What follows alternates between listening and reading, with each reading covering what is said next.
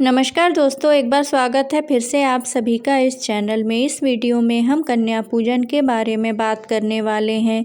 नवरात्रि के अंतिम दिन मां सिद्धिदात्री की पूजा की जाती है और इसी दिन ज़्यादातर घरों में कन्या पूजन भी किया जाता है। कुछ लोग अष्टमी के दिन भी कन्या पूजन करते हैं, लेकिन इस तिथि को व्रत रखने के कारण ज़्यादातर घरों में नवमी के दिन कन्या पूजन करने का विधान किया जाता है।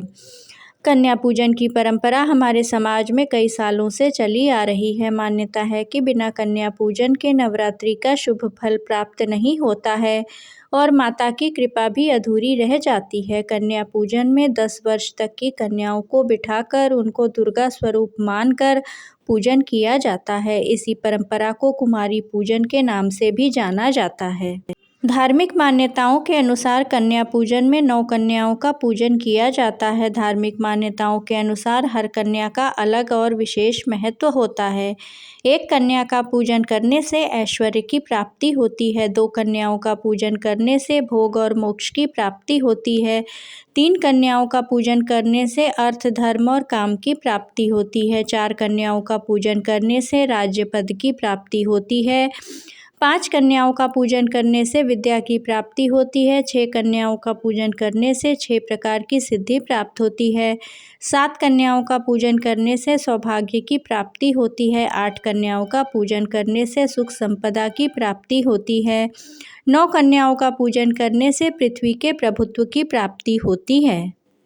स्कंद पुराण के अनुसार 2 वर्ष की कन्या को कुमारी, 3 वर्ष की कन्या को त्रिमूर्ति, 4 वर्ष की कन्या को कल्याणी, 5 वर्ष की कन्या को रोहिणी, 6 वर्ष की कन्या को कालिका, 7 वर्ष की कन्या को चंडिका, 8 वर्ष की कन्या को शांभवी और 9 वर्ष की कन्या को माँ दुर्गा का स्वरूप माना जाता है। वहीं 10 वर्ष की आयु की कन्या को सुभद्रा कहा जाता है। कन्या पूजन में कन्याओं की संख्या 2 से कम और 9 से ज़्यादा नहीं होनी चाहिए। कन्या पूजन में एक छोटे लड़के को भैरव के रूप में भी पूजा जाता है। मान्यता है कि जिस प्रकार भगवान शिव ने हर शक्तिपीठ पर एक एक भैरव को रखा है, उसी तरह कन्या पूजन में भी एक बालक को रखना जरूरी है। इसलिए कन्या पूजन में एक भैरव के रूप में एक लड़के को बिठाया जाता है। आइए कन्या पूजन के महत्व के बारे में जानते हैं। कन्या पूजन करने से माता की विशेष कृपा प्राप्त होती है। मान्यता है कि बिना कन्या पूजन के नवरात्रि का पूरा फल नहीं मिलता है। इससे माता रानी प्रसन्न होती हैं और सुख, शांति और समृद्धि का आशीर्वाद देती हैं। कन्या पूजन करने से परिवार के सभी सदस्यों के बीच प्रेम भाव बना रहता है और सभी सदस्यों की तरक्की होती है। 2 से लेकर 10 वर्ष तक की कन्या की पूजा करने से व्यक्ति को अलग अलग फलों की प्राप्ति होती है। जैसे कुमारी की पूजा करने से आयु और बल की वृद्धि होती है, त्रिमूर्ति की पूजा करने से धन और वंश की वृद्धि होती है, कल्याणी की पूजा करने से राजसुख, विद्या, विजय की प्राप्ति होती है, कालिका की पूजा करने से सभी संकट दूर होते हैं और चंडिका की पूजा करने से ऐश्वर्य एवं धन की प्राप्ति होती है, शांभवी की पूजा करने से विवाद खत्म होते हैं और दुर्गा की पूजा करने से सफलता मिलती है, सुभद्रा की पूजा से रोग नाश होते हैं और रोहिणी की पूजा से सभी मनोरथ पूर्ण होते हैं। आइए अब कन्या पूजन की विधि जानते हैं। प्रातःकाल स्नान करके माँ की उपासना करने के बाद प्रसाद में खीर, पूड़ी और हलवा आदि तैयार कर लें। कन्याओं को बुलाकर शुद्ध जल से उनके पाँव धोएं। कन्याओं के पाँव धुलने के बाद उन्हें साफ आसन पर बैठाएं। कन्याओं को टीका लगाएं और कलाई पर रक्षा बांधें।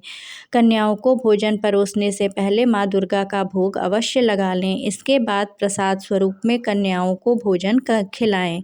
9 कन्याओं के साथ एक छोटे बालक को भैरव रूप में भोजन कराने का प्रचलन है।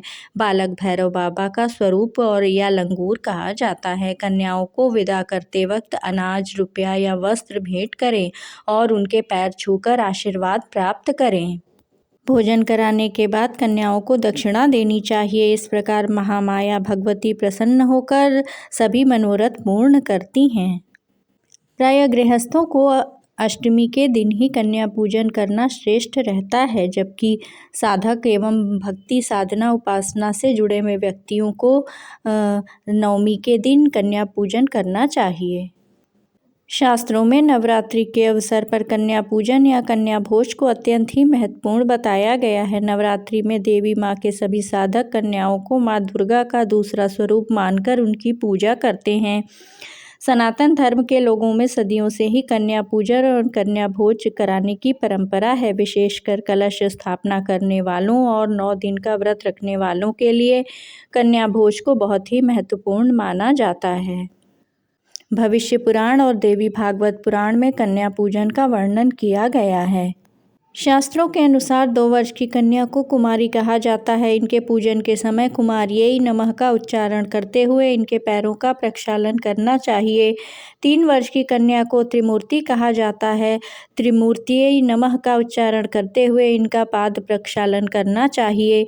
4 वर्ष की कन्या को कल्याणी माना जाता है। कल्याण्यै नमः का उच्चारण करते हुए इस कन्या का पूजन करना चाहिए। 5 वर्ष की कन्या को रोहिणी कहा जाता है। इसके पूजन के समय रोहिण्यै नमः का उच्चारण करना चाहिए।